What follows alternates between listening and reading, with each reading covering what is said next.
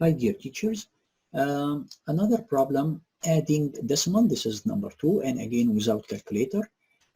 As we said before, when I have numbers like that with decimals, the most important part is to keep the possession and to keep the order when I'm adding all these numbers. So the first one is 0.02.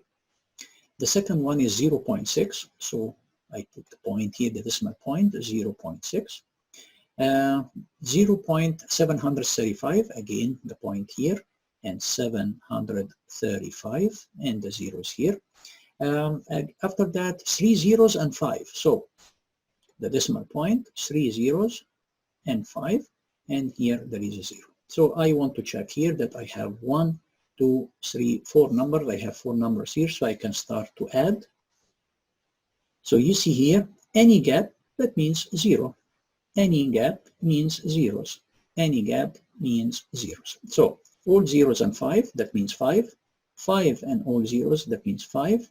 3 and 2, 5. 7 and 6, 13. So I have 1, 1.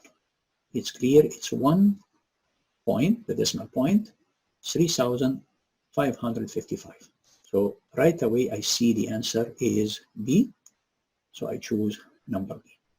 Thank you for listening.